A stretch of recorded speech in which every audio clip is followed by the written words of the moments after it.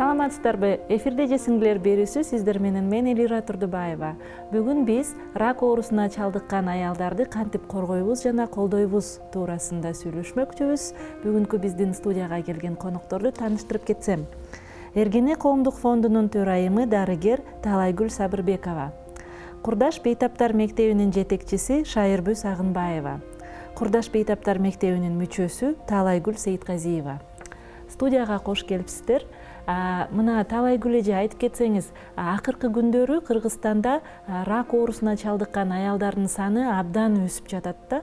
Ушул сизде статистикалык маалымат барбы? Жыл сайын канча аял ушул рак оорусуна чалдыгат? 2018 жылдын мындай азыр информация келелек маалымат, бирок 2017 жыл боюнча айтсак, жылында ошо эмчек рагы менен аялдар 600гө жакын жаңы диагноз коюлат да. И жатын моюнчасынын рагы ошончолук эле адамга. Бул эки залал шишик биринчи орунду ээлейт Кыргызстанда. Дүйнө жүзү боюнча дагы ушул эмчек рагы биринчи орунду ээлейт да. Жатын моюнчасы бул мындай көп өнүгө элек мамлекеттерге көп ошондой болот. Деги эле бул рак оорусуна чалдыккан аялдар эмне себептен рак оорусуна чалдыгышат? Себеби эмнеде? Ар бир рактын өзүнүн дагы мындай факторлору бар да. Мисалы, жатын моюнчасынын рагын алсак, бул биринчи мындай вирус, бул жыныстык жугуштуу оору. Ошондуктан вирустун дагы баардык түрү эмес, 2-5 түрлөрү бар. Анын ичинде экөөсү өзгөчө роль ойнойт. Бул 16-18 тип деп коет да. Анан турмушка чыккан жаш кыздар, келиндер бат эле рак болуп калбайт. Ал кайрадан ошо оору менен жугушкандан кийин андан тышкары дагы абдан мындай уйкусу канбай, тамакты жакшы ичпей, өтө чарчап, иммундук мындай коргоо системасы мындай баскындап кеткенде ушул ого тер күчөйт да. Бул бир фактору. Эмчек рагы боюнча азыркы күнгө чейин мындай так аныкталган эмес кайсы фактор. Бирок канчалык аялдын жашы өйдө болгон сайын ал рактын кезилиши мындай көбөйүп баштайт, өсүп баштайт да. Мисалы 40-ка жете элек аялдардын арасында карасак, бул рак өтө мындай төмөн да. Мисалы 1200 аялдын ичинде бирөөдө эле гана кездешет. Эгер 50 жаштан көбүрөөк алсак, ар бир 54 аялдын ичинде ушундай көрүнүш рак пайда болот да. Ал эгер 75 жаштан кийинкилерди карасак, ар бир 8-чи аялдын ичинде бир рак болот. Шайырбү эже айтып кетсеңиз, ушу рак оорусуна чалдыкканда биринчи белгилери эмнелер, симптомдору эмнелер? Эми бул жаман жери рак оорунун мындай белгилери деле болбойт экен да. Көбүнчө катуу ооруп же кан келип эметпейинче сезбейт экен да. Ошол убакта гана кайрылат. Жүрө берет турбайбы билбестен? Жүрө берет экен да. Ошон үчүн мен ушу эжелериме, сиңдилериме кайрылгым келет. Жылына бир жолу көрүнүп турган аял алдын ала, жок дегенде алдын ала билип калат. Алдын ала билсе, докторлорго да оңой болот дарыланганга. Бул рак деген азыр баары эле рак десе илгери болду, бүттүм деп ойлошчу да. Азыр рак деген андай деле эмес. Мисалы, мен өзүм цервикальный рак менен оорудум. Мына азыр уже айыктым, Кудай буйруса учеттомун. Азыркы анализдерим жакшы чыгып атат. Бул негизи бул айымдарга күйүт, кайгыруу, таарыныч көбүнчө негизи ошол бузат да, бизде нервтерди бузат. Ошондон баштап анан кийин ушул оорулар күчөй баштайт деп ойлойм. Психологиялык жактан ошо эме болот го деп ойлойм да. Анан биз ушу курдашым группа фондубуз бар, ошо ракка каршы бирге күрөшүү деген Гүлмира Абдыразакова жетектейт. Ошо Гүлмирачка уюштурган курдашым группа. Бул курдашты эмне үчүн атадык? Себеби деген курдашыңа баарын айта аласың да. Биздин группада жаштар да бар, карылар да бар, ар кандай жашы бар да. Анан бирок баарыбыз бирдей эле теңбиз. Себеби деген бири-бирибизге арманыбызды айтабыз, кандай дарыланабыз, кимге эмне жардам берип атат, ким кандай көтөрдү, аны эмне ишти ошол убакта кыйналганда, кустум эле ана могун иштим эле ана мындай кылсаң болот, тигиндей кылсаң болот депчи. Ошон үчүн курдаш деп аталып калдык да. Эми бул дарттан айыгыш үчүн көп убакыт керек экен да. Чачтар түшөт, каш, кирпик, аялдар үчүн өтө эле бул эме стресс болот, депрессия. Кыйын болот өзгөчө жаш кыздарга. Бирок анын баары эле өсөт экен, мына кемпир меники деле өстөн. Сиздики да өсүп калган турбайбы? Меники өстөн жаштардык тим более өсөт да. Анан экинчи стресс бул эмчек алдыргандан кийин жаш кыздарга өтө эле оор татаал нерсе. Бул биринчиден эне, бала эмизчү орган, ар кайсынын башын ойлойт. Өзгөчө турмушка чыга элек чыккан кыздарга жаман да, бул бестерин алдырганда, эмчегин алдырганда абдан эле кыйын болот. Анан мен ойлойм, ошо курдашым группа баарыбыз тиги 4-күнү барабыз онкологияга, кыздар менен сүйлөшөбүз. Эми психологторго караганда биздин пайдабыз көбүрөөк болот го деп ойлойм да. Себеби деген биз башыбыздан өткөндө айтабыз, мына мен айыктым, мен мындай болдум, мен деле диагнозум ушундай болчу деп кыздар бар, эмчектерин алдырган кыздар бар, алар барат, ошентип көрсөтүп, айтып, түшүндүрүп берет. Анан байкасаңыз уже кадимкидей көздөрү жылтырап, уже үмүт пайда болуп, кандай болду, сиздики ушундай болду беле, анан ушундай ооруду беле, ачышты беле, сайгылашты беле деп анан кызыга баштап, анан аягында уже сүйлөшүп бүткөн убагында карасаң, уже башкача болуп калат. Ачыла баштайт. Ачыла баштайт. 2-3 жолу сүйлөшкөндөн кийин уже кадимкидей ишени, уже анализдери да жакшы чыгып, уже умтулуп, химия албайм дегендер кайра химия алып. Химиядан коркушат да, баары эле. Химиядан эми баары эле коркот. Чач түшөт экен, анан кусат экен, анан мынтет экен. Эми баардык дарт кыйноо менен чыгат да. Мен ошондой деп ойлойм да. Ооба, химия алгандардын буту колу, сөөктөрү, булчуңдары бүт эле ооруйт. Ушунчалык кээ бирөөнүкү прям жашаң деле келбей кетет кээ бир күнүчү. Ушундай чарчайсың, ушунчалык кыйналасың. Бирок ошонун баары керек да. Биз энебиз, чоң энебиз, биз балдарыбызга, неберелерибизге анан чөгүп кеткен киши кандай киши айыкпайт десем, ошо чөгүп кеткен эле киши айыкпайт. Өзүн таштап койгон. Өзүн таштап койгон киши. Эгерде өзү умтулуп аракет кылса, бул денесинен деле кечирим сурап, ушунча жыл кыйнадым денем, ушу кечирип кой мени, ушунча кыйнап турмун, эми мага жардам бер десе, Алла Таала менен денеси жардам берет. Биринчи Алла Таала. Өз ишеним пайда болот. Анан доктурлар, биздин онкологдор күчтүү, кыйын онкологдор бар. Мисалы мен Динара Кубатбековна ушу мага экинчи өмүрдү ушу Динара Кубатбековна берди. Мен деле ошентип ыйлагам бир кезде, болбой алган турбаймбы, эмне болот, кандай болот деп. Ошол учурда мага Динара Кубатбековна жолугуп, эң биринчи сурады да, Шайра тизме жаздыңыз беле деп. Ооба, жазгам дедим. Ошолорду деген барып, үйгө барып туруп айрыңыз. Ушунун баарын убакыт мен да жазайм. Азыр шашып-пушуп жазабай эле, бир убактысы келгенде бүтүрөм деңиз депчи. Ошондон башталган менин дарылоом. Ошентип Динара мага аябай бел болду. Таалайгүл эже, сиз айтып кетсеңиз, сиз өзүңүз ушу рак илдетине чалдыгыптырсыз, азыркы учурда дарыланып жатыпсыз. Ушул рак илдетине чалдыккан аялдарга кандай колдоо керек? Жакындары тарабынан, мамлекет тарабынан кандай колdoого муктаж ушу аялдар? Эми биринчиден ушул кеп кеңешимди айтаардан өзүмдүн башыман өткөн нерсени айтып өтүшүм керек го деп турам да. Мен бул ооруга чалдыкканыма 2015-жылы болду. 4 жыл болгон турбайбы? Кудай буйрса. Аны эми мен деле бул диагнозду укканда, мен өзүм негизи Элет жеринен, Көлдүн Жетөбүз районунан келгем. Биздин Караколдо маммолог деген жок. Ушул тапка, ушул күнгө дейли жок. Азырда жокпу маммолог? Жок, мындай специалист жок бизде. Каракол шаарында жок, э? Каракол шаарында. Скөл областынын Борбор центринде жок мына. Анан бул мен ушул 49 жашыма чейин эмчек текшерүү дегенди билбептирмин. Ойлоптурмун. Анан эми Бишкекке келип текшерилип, ушул биринчиден Караколго көрүндүм.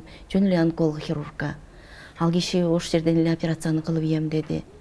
Анан эми ойлонуп, ар кимден кеңеш кептешип болбой эле Борборго келдим. Анан эми ушу Борборго келгенде ушу жерден койду анализ, диагнозду мага.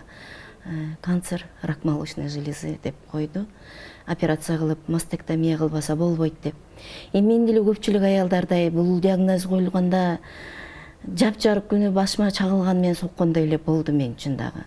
Стресс биринчиден. Ыймуң, анын аркасынан депрессия.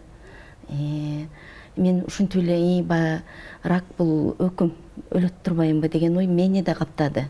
Мен өлөткөмүн деп акыркы ой пикирлерге келген күндөрүм болду. Үй бүлөм менен коштоштум алдын ала. Керезиңизди айта баштадыңызбы? Сөз, ал керезди айттым, үй бүлөм менен коштошо бердим. Анан операция болдум 15-жылы сентябрь айында. Операция болуп, больницадан чыккандан кийин көпчүлүк эле бул биздин медициналык фармакологик леченияны алдым мен дагы. 4 химиотерапияны алдым, 15 күн радиолуч нурун алдым. Апабыз айткандай, чаш түштү, кирпик түштү, тырмактар карайды, радиолуч алганда бул көкүрөк туштун баары тери бир сыйра күйүп, бөлөнүп түштү. Ал кезде мага азыркы сүйкөөлүп аткан майыздарды айтылган эмес. Мен сүйкөбөй ала бериптирмин. Анан эми ушул курдашым бейтаптардын мектебине бардым. Ушу Гүлмиранын жетеги менен бардым. Бособосун аттагандан баштап ошол жердин жылуу атмосферасы. Ошол жердеги кыздар Гүлмира баары жылуу сөзүн айтып, кеп кеңешин айтышып, мен бир кандай десем, бир жуманын ичинде менин баягы жашоого болгон көз карашым, Үмүт пайда болду. Көз карашым, үмүттөн мурда да мындай түп тамыры менен өзгөрдү да. Өлөм деген ой мени таштады. Эң биринчи жеңишим ушул болду меники. Өлөм деген ой калды. Себеби мен мектептин бособосун аттагандан баштап ар бирин уктум да. Бул апабыз деген цервикальный рак болуп ооруганын, жакшынакай болуп кеткенин, жетекчибиз Гүлмира цервикальный рак ал киши дагы. Ошол жердеги кыздар баары менде канцер, рак молочной железы. Мына баарыбыз жакшынакай жүрөбүз деп. Мына мен ушул түп тамыры менен өзгөрүп, бул рак деген бүгүнгө чейин мени өкүм деген ой таштадым. Рак бул өкүм эмес, айыгып кетсе болот экен деген ой менин көкүрөгүмдү толугу менен ээледи. Жашоом өзгөрүлдү, көз карашым такыр өзгөрүлдү. Мен биринчи школго келгенде эле ыйлай берчимин. Кичине эле жылуу сөз айтса да ыйлайм. Тура эмес карап койсо деле ыйлайм. Мен бир башкача болуп турам, өлөм го деп элечи. Эмоционалдуу болуп калган турбайсызбы? Ошол сезимтал болуп аябай, сезимтал. Мен эми азыр болсо деген ал ойдун баары калды. Жашоого үмүтүм пайда болуп, үмүтүм чоң азыр. Эфирде же сиңдилер берүүсү бүгүн биз студиябызда рак оорусуна чалдыккан аялдарды кантип коргойбуз жана колдойбуз темасында сүйлөшүп жатабыз. Студияга келген конокторду тааныштырып кетсем. Эргене коомдук фондунун төрайымы дарыгер Талайгүл Сабырбекова. Курдаш бейтаптар мектебинин жетекчиси Шайырбү Сагынбаева. Курдаш бейтаптар мектебинин мүчөсү Талайгүл Сейитказиева. Биздин ушул баяныбыз бар эле, ошол видео баянга көңүл бурсак.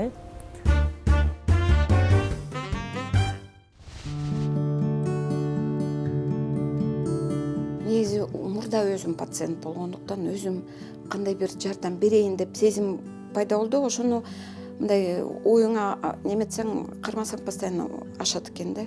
И вот ошондон баштап эле аялдарга жардам эле берсем дейм. Конечно, жашоом өзгөрдү. Вообще орусча айтканда жизнь на до и после эле болуп калды, потому что мурда үйдүн багы турмушун эле балдарын немесин карап эле жүрдүм элем. Сейчас вот ар бир аялга жардам берсем кадимкидей кубаттуу болуп калам. Алардын багы жашоосу өзгөрүлүп кетсе, алардын ден соолугу багы жакшы болуп, ушу оорудан айыгып кетсе, еще больше мындай как күч болуп калат.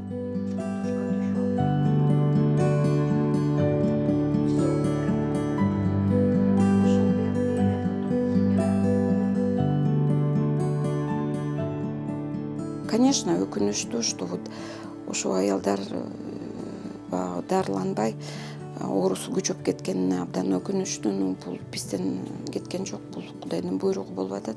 Просто багы акыркы сапарына кеткенде дагы мындай жакшы маанайда ыраазычылык менен кетсе, мен ойлойм эң туура. Мисалы 1000ден ашык аял келет күндө. күндө жаңы аялдар келгенде биз күндө бара албайбыз, потому что ар бирөөбүздүн дагы биякта жашообуз бар, ишибиз бар. Кээ бир аялдардын акчалары жок, анан биз бул сумкаларды тигип акча жасайлык деп тигебиз да, анан аларды тигип анан сатыш керек, ал да убакыт. Анан багы бизде болуп көп келе албай атат азыр. Даяр эмес болуп атышат да. Пациенттер менен жолугуп туура маалымат бергенге даярдык болуш керек да, билим болуш керек. Анан эми планда чоң реабилитационный центр ачсакпы депчи, социальный немеси менен. Социальный центр ранней диагностики, мына некоммерческий. Мисалы, диагностика деле ал очень много денег занимает. И хочется мындай айылдан келген аялдар, если келсе мындай бюджетно, чтобы было. Конечно, уже врачтар деле бизде неметип калышты, как сказать, зауважали, да? У нас авторитет есть среди врачей. Еще много наша работа — это объединение, да, правильно их взять на какие-то траты, деньги, да, деньги есть. Талай эже мына айтып кетсеңиз да, ушул рак оорусуна чалдыккан аялдарды кантип ушу алдын алсак болот? Ушул ооруга чалдыкпаш үчүн алдын алуунун жолдору кандай? Эң жакшы суроо экен. Негизи алдын алганга мүмкүнчүлүктөр бар. Бизде биринчи, экинчи түрдөгү мындай алдын алуу ыкмалары деп коет. Ошо жатын моюнчасынын рагына бул вакцина керек да. Бизде өкүнүч, бул вакцина азыр кире элек. Бирок пландарда бар, саламаттык сактоо жагынан 2021 жылдан баштап кирилет деп. Бул турмушка чыга элек өспүрүм кыздарга вакцина болуп дагы ал жугуштуу оору деп айтып кетпедикпи, ошондуктан алдын алат. Экинчи түрдүү ыкма болсо, бул эрте аныктоосу да. Жана биз айтып кетпедикпи кандай симптомдору болот деп. Бул өзгөчө мындай эл агартуу деп коебуз го, мындай элге түшүндүрүү маселелерди же кандай симптомдору деп айтышыбыз керек да. Ал мындай аялдар өзү байкап, өзү келгенде. Бирок андан башка дагы эрте аныктоолору бар. Бул баардыгы эле эч кандай симптомдору жок, эч кандай өзүнүн мындай оорубаган эле сезген аялдарды дагы 30 жаштан баштап ушу 50 жашка, 49 жашка чейинкилердин баарын мурунтан чакырып, анан бир сыйра ушу эменден карап чыгыш керек да. Анын атайын дагы ыкмалары бар. Бул визуалдык изилдөө деп коет. Андан тышкары ошо вируска ала турган дагы анализдер бар. Ошо жакшы жаңылыктардан бизде азыр ошо ракты контролдоо программасы иштелип чыгып атат. Анан мүмкүн силер да угуп жүрөсүңөр, биз да мурун ушундай жасап көргөнбүз. Докторлорду, онкологдорду алып алып, жерлерди кыдырып, ультразвук менен изилдепчи. Мен жакында ошо Францияда атайын чоң жолугуш болду. Ошо скрининг, эрте аныктоо боюнча ошол жерден да талкууладык. Эң алдындагы ошо бүткүл дүйнө жүзүндөгү саламаттык сактоо уюмунда дагы кандай ыкмаларды колдонуш керек деп. Жана ушундай жана экспедициялар бул өтө эле эффективдүү эмес деп саналат да. Анан азыр аларды мындай кеңеш берди, андайларды кылбагыла деп. Анда жер-жердеги докторлорду, медайындарды үйрөтүп, алар ошо эрте аныктоо, аларга аялдар кайрылса, кандай симптомдорду убактысында кантыш керек жана каяка жибериш керек депчи. Бул мындай системалык эме кылыш керек да, жумуш жүргүзүш керек. Анан баардык докторлор да даяр болуш керек. Ошонун ичинде эле онкологиялык борбор да даяр болуш керек. Ошондой аял келгенде алар кандай ыкма менен, кандай убакытта, канча баага депчи. Талайгүл сиңдим айтып атпайбы, мына бизде маммолог жок депчи. Жерлерге баарына маммолог менен камсыздоо биз үчүн азыр мүмкүнчүлүк чынында эле жок да. Ал эмес онкологдор жок жерделердечи. Бирок эгер ошол жерде биз болгон докторлорду, үй бүлөлүк дарыгерлерди туура аныктоо ыкмаларына үйрөтсөк, арзан, бул клиникалык изилдөө деп коет да. анан маммографтар жок дегенде ушу областтарда бар болсо биз уже ситуацияны өзгөртсөк болот да, эрте аныктоо деп. Мына Шайырбүй эже айтып кетсеңиз, ушул Курдаш бейтаптар мектебинде кандай иш-чаралар жүрүп жатат? Ушу рак илдетине чалыккан аялдарды колдоо үчүн биз билебиз, активист катары сиздер аябай активдүү иш-чараларды жүргүзүп келе жатасыздар. Кантип ошо ким жардам берет, ким каржылайт, чындап эле көмөк береби ушу аялдарга? Курдаш деп ат эле айтып атпайбы, Курдаш депчи. Баарыбыз ошо жерге чогулабыз, ошо жерден сумка, косметичка, түймө түйөбүз. Азыр корейский пряжа алып келип берген бирөө. Ошондо мочалкаларды түйөбүз. Бул не только акча табуу, бул өзүнчө арт терапия. Мисалы, сайма сайып колдорун неме кылышат, түймө түйүп, ошолорду үйрөтөбүз. Анан кийин өзүнчө алаксып, уже башка ойлор, башка пикирлер пайда болот да. Анан бизге жардам берет деп Назира Мамырова аябай көп жардам берди. Бизге мисалы машинка алып берди. Ларуш ошо 2 машинка алып берди, бир оверлок, бир строчка. Анан байырны дагы бир машинка подарить этишти. Мен биртке састымалап аттым эле, жок болчумун. Анан азыр мына 3 строчкабыз бар. Бир оверлогубуз бар. Эми дагы бир оверлок жетпей атат, ошол болсо дагы бирөө подарить этсе абдан жакшы болмок да. Бирөөнү ак, бирөөнү кара кылып коюп, бир эмес жоголот элек. Эми бул жерде кандай десем, мисалы жөнөкөй тикмечи менен бул химия менен, онкология менен ооруган кишилердики оорураак, татаалыраак. Себеби алар химия алып келишет. Мисалы өтүп кеткен Кызыл гүлүбүз, жана байкы концерт уюштурганбызда ошо Кызыл гүлдүн рухуна, салтанаттын рухуна депчи. Мисалы ошо Кызыл гүл баштаган ошо сумкалардычы, ал химия алып келип, кээде отургучтарга жатак алып, эс алып, анан кайра тигип, ошентип кыздарды үйрөтүп ошентти. Жөнөкөй тикмечи ага шарт эле кете берет. Анан бирок ошентсе дагы кылдаттык менен биздин сумкалардын өзүнүн качествосу да мындай аябай жакшы тигилген да. Ичтерин, сырттарын мындай карап көрсө тикмечиден эч айырмасы болбойт. Аябай берилип иштешет. Аябай жан дили менен иштешет да. Ошого абдан ыраазы болом кыздарыма. Талай күн мисалы аябай жакшынакай сайма саят. Азыр бизден күрүч, шекер деп ушундай сыпуч жана атайын кичинекей баштыкчалар тигип атабыз да, ушундай эмелерди салганга. Пластикалык пакеттердин ордуна ошону колдонгула. Каршыбызда пластика пакет. Ушу экология таза болсо, ошондо рак азаят, эмнеден оору пайда болот. Ушу экологиябыз таза эмес да. Анан биз ошого жараша ушундай баштыкчалар чыгарып атабыз азыр. Мисалы биз азыр париктерди чогултканбыз. Элде мына көп эле кишилер париктерин кийбей калып калган париктерди кайра алып келип бизге сиздерге тапшырса болот, эгер үйүндө колдонбогон париктер болсо. Бизде Алина деген кызыбыз бар, ал кадимкидей алардын баарын жууп, кайра ремонттоп туруп, анан могу чачтары түшкөн кыздарга алып барып бекер беребиз. А Швейцариядан врачтар келбеди беле, помнишь эме жүрөкчөлөрдү.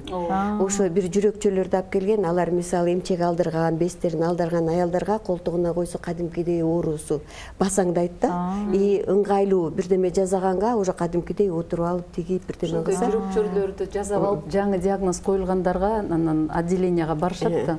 Жакта күтүп алышат аябай, баягы качан келет деп. Притом эме болот да, күтүп турушат, анан кийин баягы кармап алышып, мындай көздөрүндөн ушундай сүйүнүч пайда болот дейсиздер.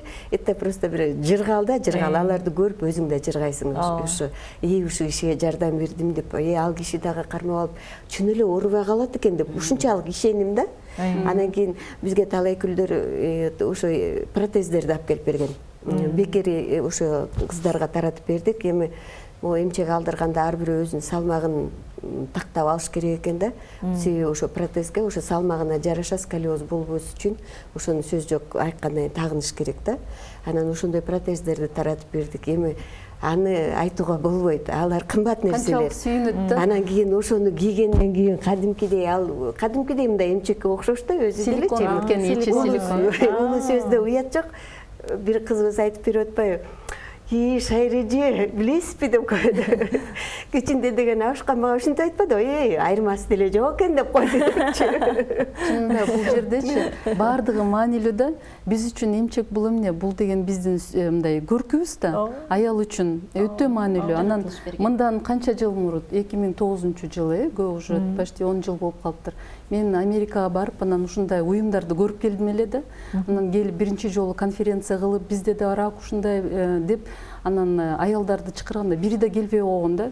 Жок, мен эч кимге ачык айткым келбейт. Мен рак бул, мен келем, бирок мен тетиякта отурам, жөн эле угуп алып анан кетип калам дегенде. Стигматизация болот да. Болгондо ошондойчу анан рак оору деп адамдар сүйлөшпөй коюшу мүмкүн, коомдон чыгып калат, ошондой бар болчу. Азыр андай жок, Азыр мына алдыңарда отурбайбы? Телевизорлорчу чыгып, Менин кыздарым ушу биздин кыздар кадимки үй бүлөдөйбүз. Үй бүлөнүк проблема болобу, эмне болобу, кадимкидей чечебиз. Ачык айтып. Эми бир эң жаман жери бул жерде баардыгы акчага муктаж. Баардыгы эле.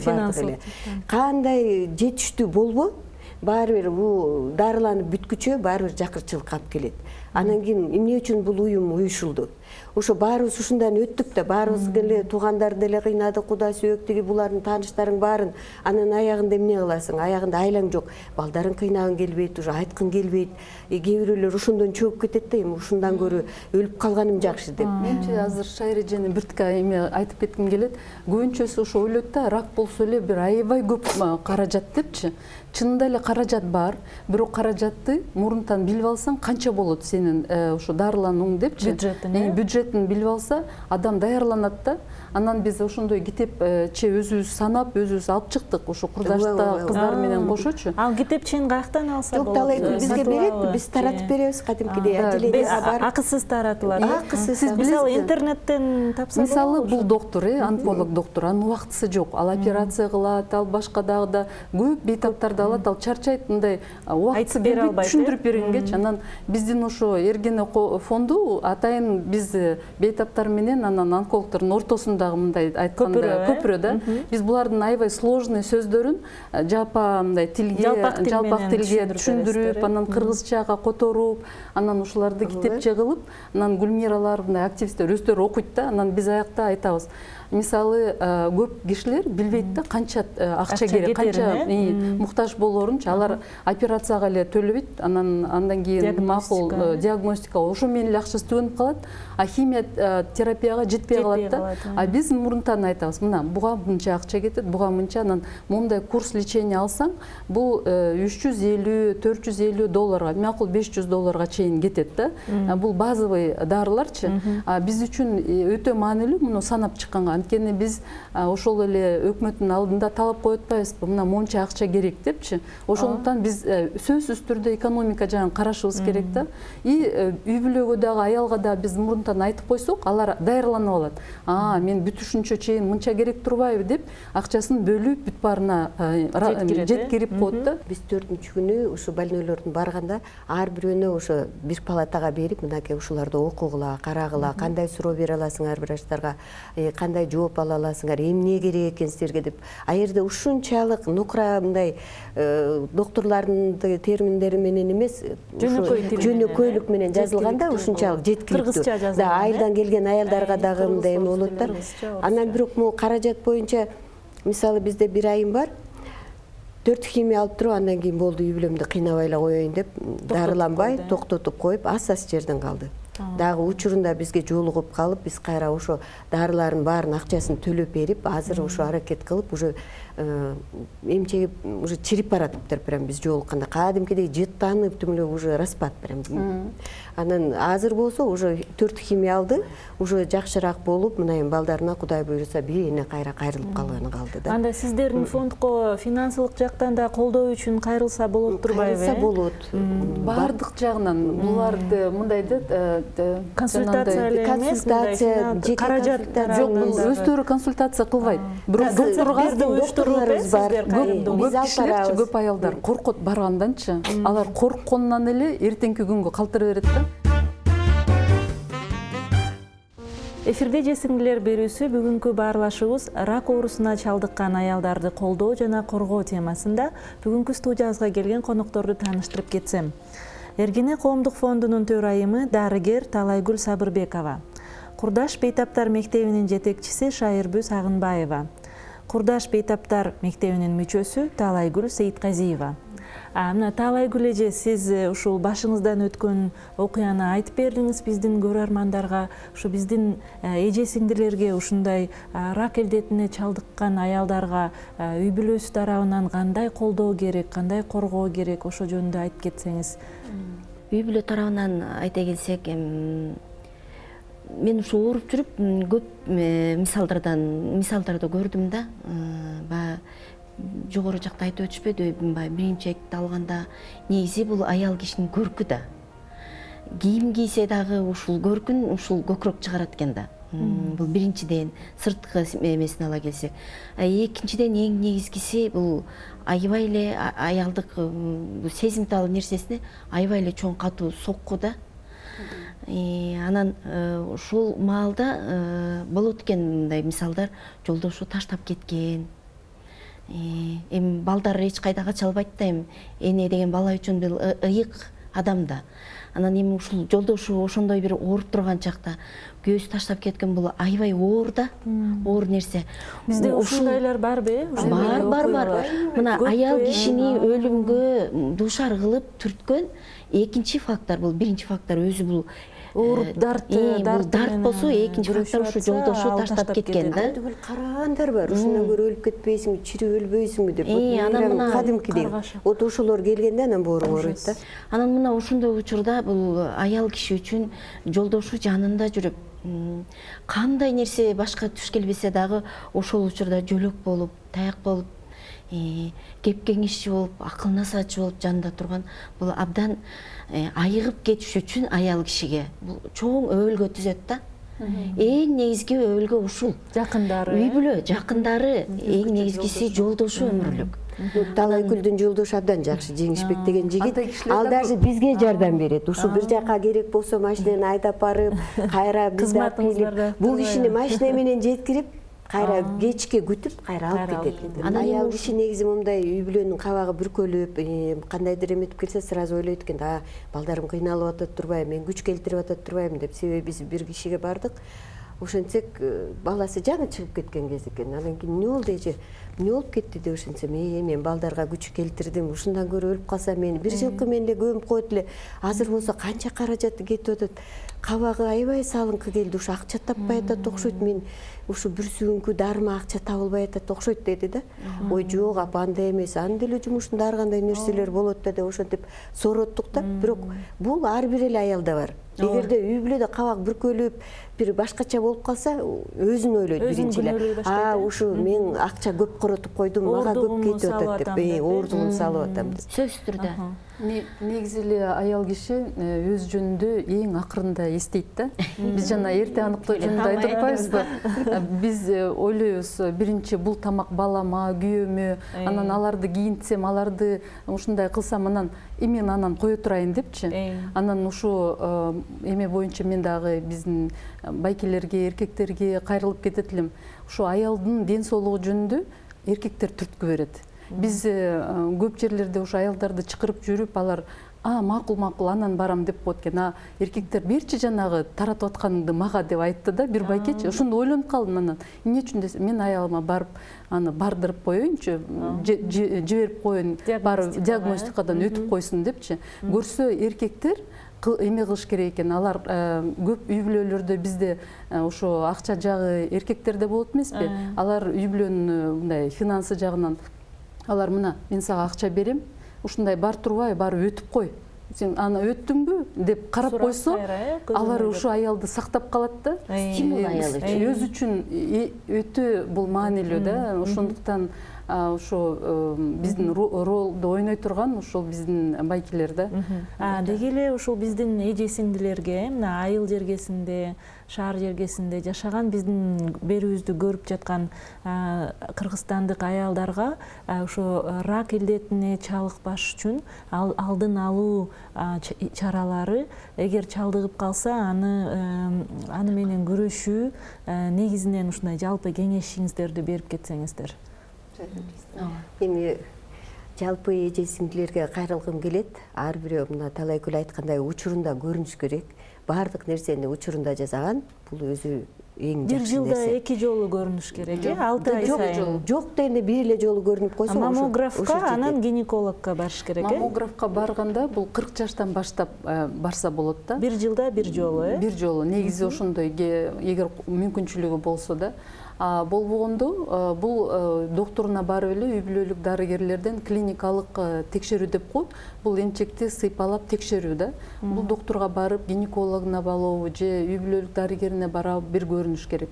Анан жаш келиндер 30 жашка чейин 25 жаштан барып гинекологко көрүнүп туруш керек.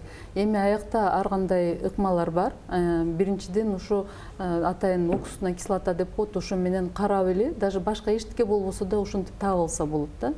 Аякта анализ тапшырса болот, бирок чынында алдын алса болот.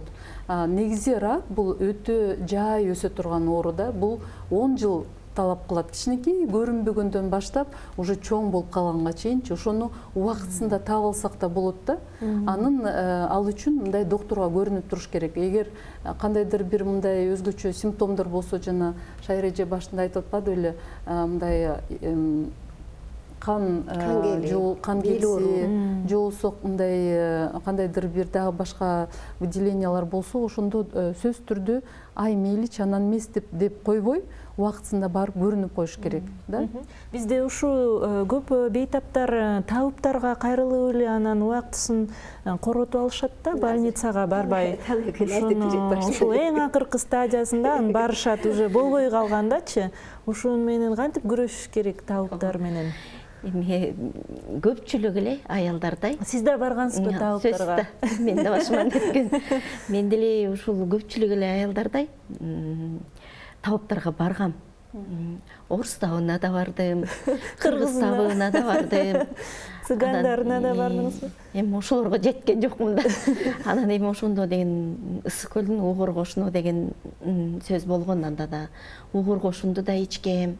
Анан мына эми ушулорду ичип жүрүп, табыптардын айтканы менен болуп жүрүп, меники метастазирование жүрүп кетти мына. Кеңеш берсе, мен мисалы үйдөн деле жуунуп атканда кыздар, колуңарды көтөрүп алып, өзүңөр эле карап чыксаңар болот. Ушалап эле кармап көрүп.